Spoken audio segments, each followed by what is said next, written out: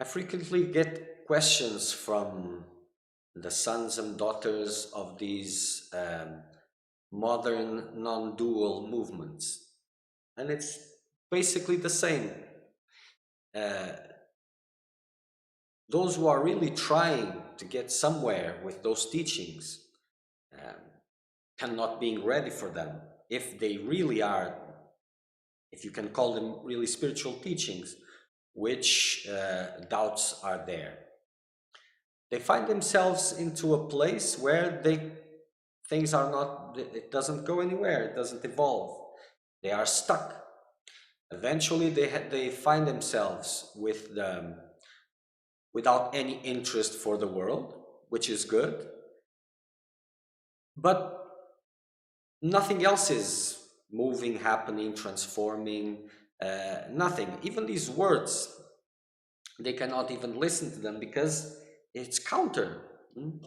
But still, the heart wants, the seeker is there, but it's not deepening the practice, is not evolving, it's not going anywhere. And if they by chance ask the questions about them, well, the answer is just the same, always the same. But who wants to get anywhere? Ooh, da da da da da. These high philosophies that were and still are high philosophies, but they are not when they are misused and given to those who cannot take them and given by those who cannot give them. This becomes something else.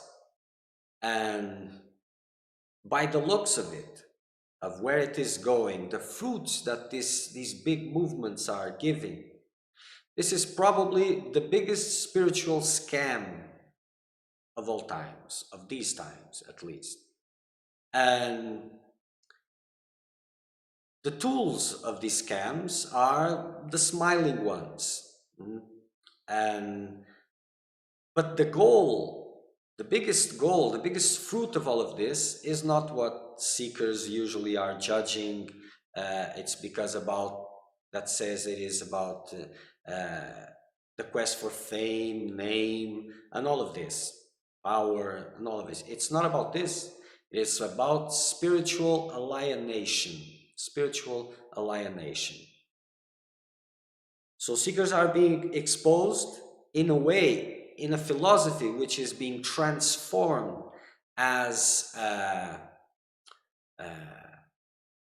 something that you can buy, something that is being sold, like in the shop. You come and the salesman is very happy and smiling and being all nice, and even this image of niceness and all of this,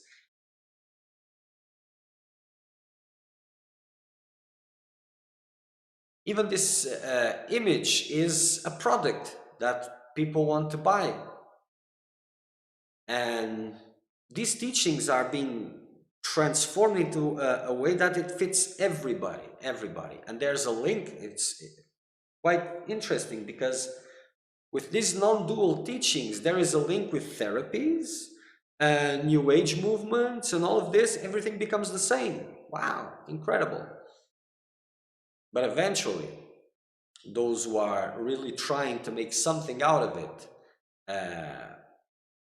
they find themselves dead, spiritual dead. There's no real devotion. There's no devotees, disciples. Even these words now, they are like shaming words or something like this. There is no reverence. There is the reverence of the kings because this only makes bigger kings and not more simple-minded seekers, more humble. It makes them bigger and bigger and bigger. So there may be reverence to the source, not to God, not to Guru, not to the saints, sages, not to the traditions, because the traditions, they deserve reverence, because if they weren't for the traditions, there wouldn't be nothing there. So all these things, they do not grow, they do not evolve, and then people find themselves in a spiritual desert.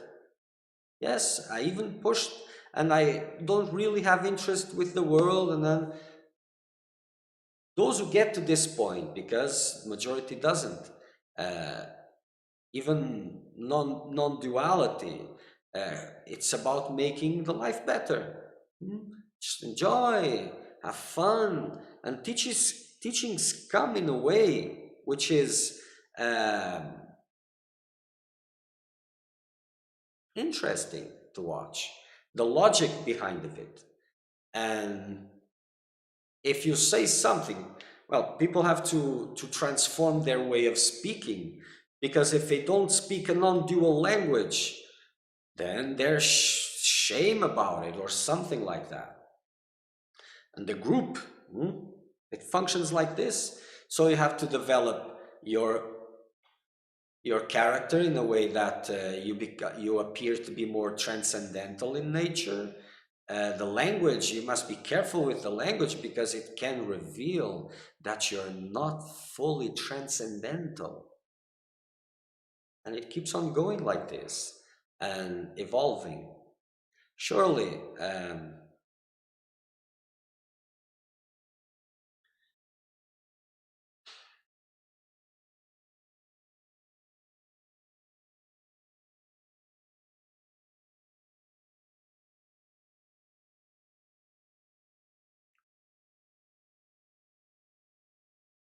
even in a way, mocking at traditions.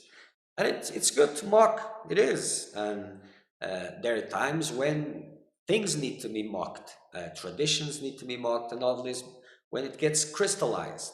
For example, when the meaning is lost. So it is important, but not to those who don't have the meaning, the fruits of traditions. They are not crystallized, they don't even know what it is. They may have ideas of what it, but they don't know. Life is not there. So to mock with these traditions, this is like trying to train a super athlete into to make the marathon and hitting it in the foot all the time. How will he run? He won't. Hmm? He maybe become strong and all that, but still no running. He will stay put.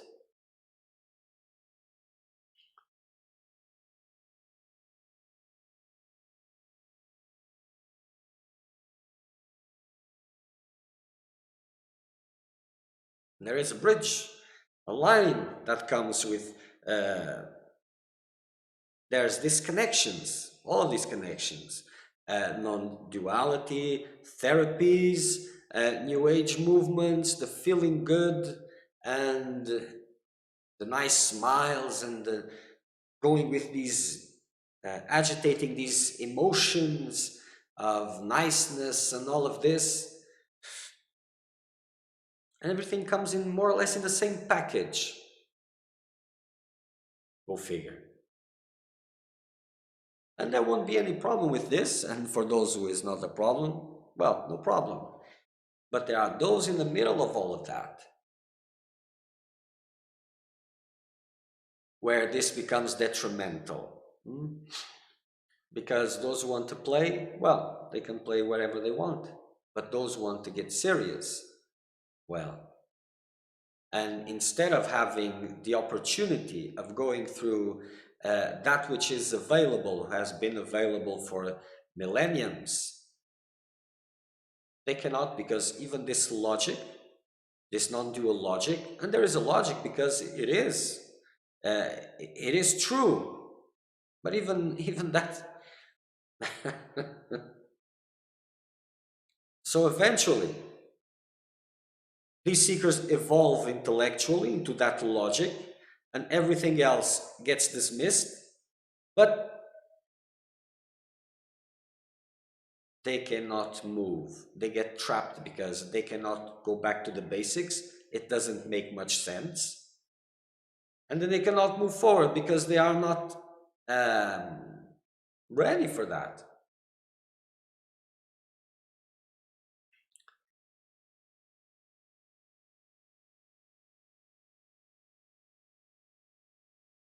And if you read, if you study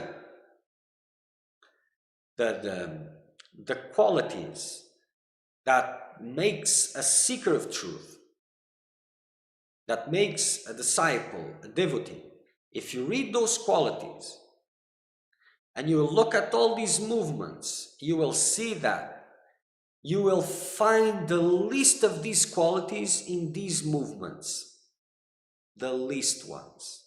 They are the less prepared for the spiritual quest.